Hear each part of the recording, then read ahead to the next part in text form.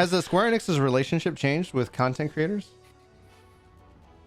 over the last? Definitely over the last 2 years. 100% over the last 2 years. I have seen a huge increase just in general engagement. It seems like, right? Like the community streams have always been a thing, and they do interact with. And I mean, they obviously watch content creators and they're aware of what their community is doing. But it seems like they've been more open about it, at least this year. Yes, calling Alpha Noah Redditor, right? That is a level of open awareness that they have not been that transparent about that in the past. I wouldn't even say necessarily that. It's just like have you looked at their Twitter engagement, right? Like they're posting memes and stuff when in the past maybe it was just an update for a patch. I think we should specify a difference between Final Fantasy XIV's community engagement and then the rest of Square-Enix. Okay. Correct. Yes. They're entirely different. Yeah, because one of them, I was like, if you say the whole company, I think they are as keeping you in the dark Specifically as always. Final Fantasy XIV. But Final Fantasy XIV, 100%, they are like out there in it. And I think, again, this goes back to the whole like Asmon Rich thing. No matter what you think of those two gentlemen, their inclusion in the community has been nothing but good for everyone on a whole. And because let's be very clear. When I started doing my streams of 14 and started, when I was getting to some of the bigger points of the story, I'd be like the number one stream with like 3,000 people watching. That is the height of what I saw with Final Fantasy XIV. No one was watching in that community space. And suddenly these two gentlemen come in, it blew up in numbers. More people took a look at it. More streamers jumped in.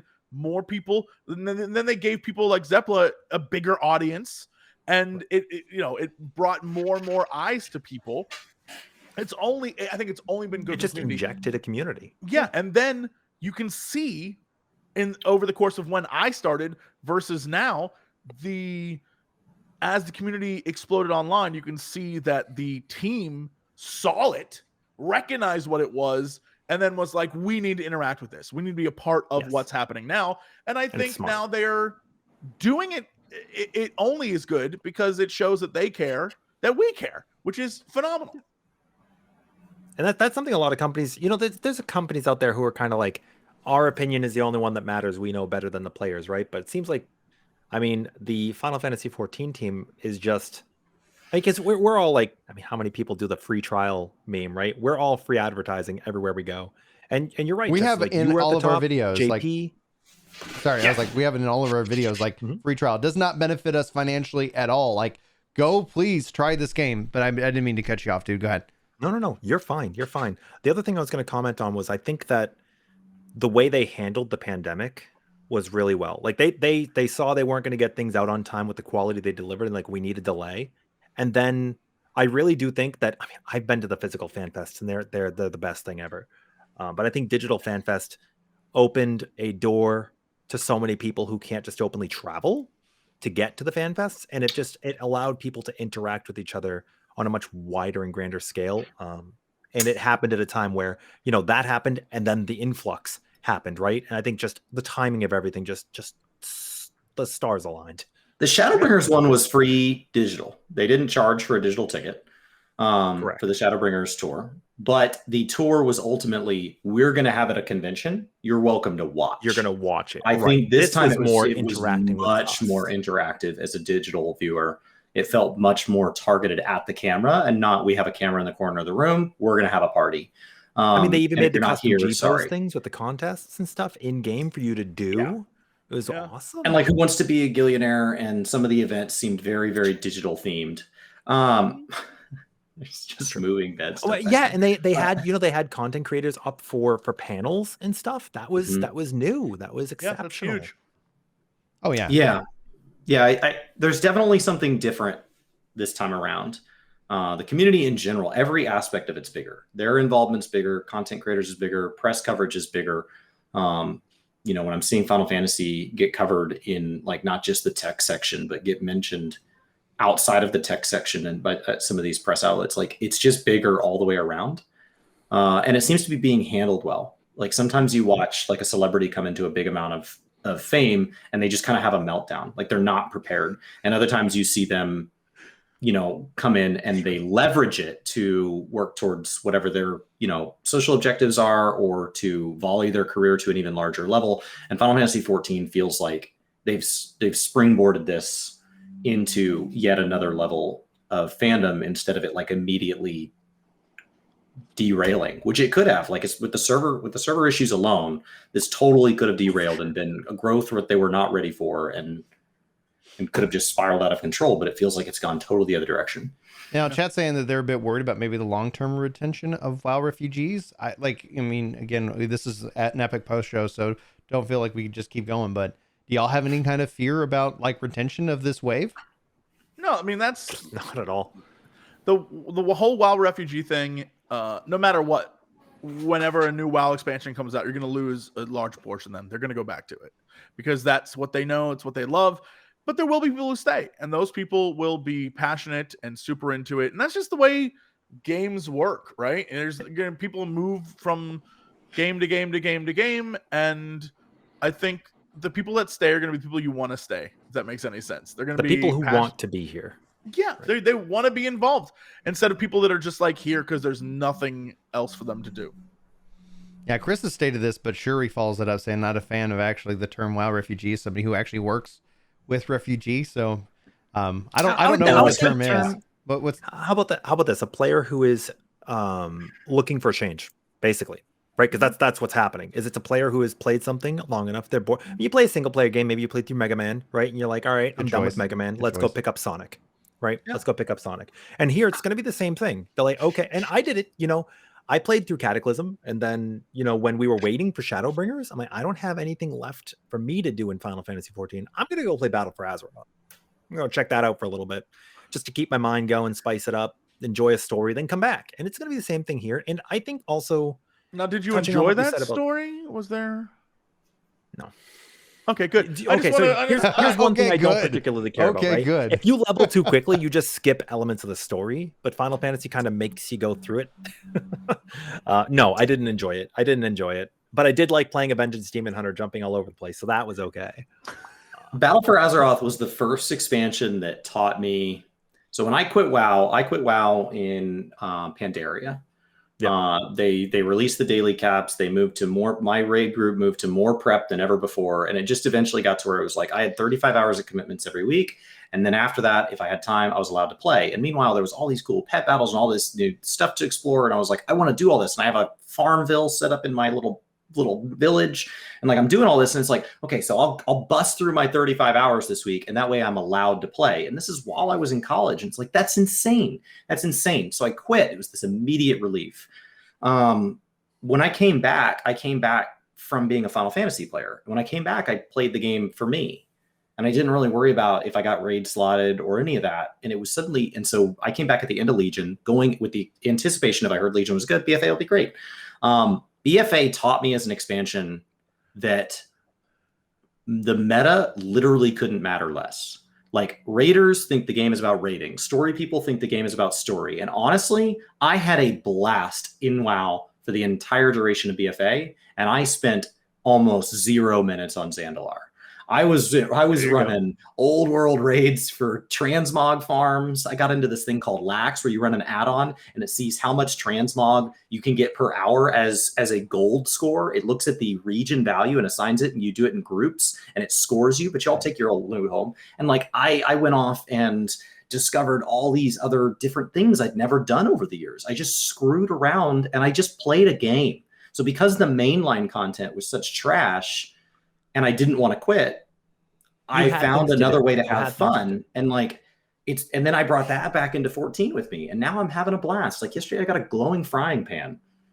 That helps me zero. What did Jeff Goldblum say? Life finds a way. So let's be clear. The reason why I'm doing this ultimate run is I just not for anything else. Weapon, right? I just want an axe that looks nice. Yeah, that's why you picked it. And that's why you're tanking, because I challenged you to do it on the job you want the weapon. I'm like, yeah, get the axe, That's all I care about. Is I want that axe, and then I will be like, I don't need to do the other ones. I'm like, I'm fine. I'm good. Like that's where I am. And I know that it's like, well, don't you want titles? Like, no, I'm all right. If you ever want the weapon, it'll be there, right? Like if you want another one, it's whatever. not going anywhere. I'll be fine. But I think touching on when you said like the dev team basically ran with the boom, right? They were able to capitalize and not like drown. I would say that I don't think there's going to be an exodus really in population, because one, expansion always sees an increase in player activity anyways. New players still like we're at the lull. It's hard to not be excited when you're handed a mountain of content. And secondly, if I might be a little less modest than normal, I think that the content creators have stepped up to the plate as well and ran with the momentum too, to provide content for people to digest and just consume. But also to piggyback right off that is to shout out to the community who's actually consuming the content, because one of the biggest aspects of it is that if people watch it, generally the creators want to make more. But Ren, please continue.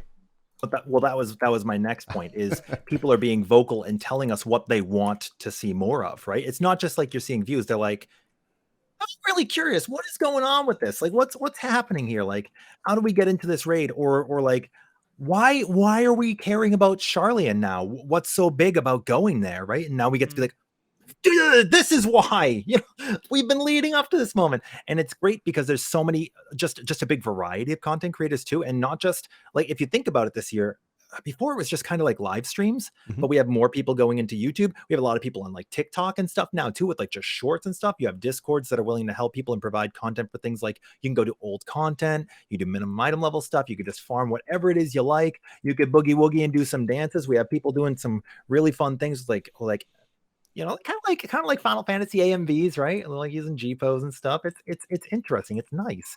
And I think that as long as the community continues to consume and ask for more, and the creators provide, and the company sees that and runs with it, it's just everybody's going to keep lifting each other up.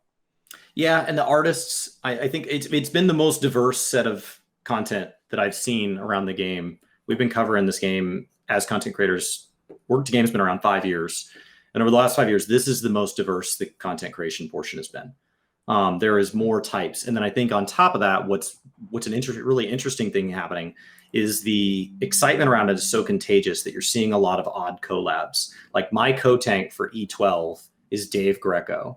So you're talking about a non-good raider and an artist are co-tanking with Llama Todd, a late night raid streamer. And like, that's something that I don't see how that could have happened a year ago.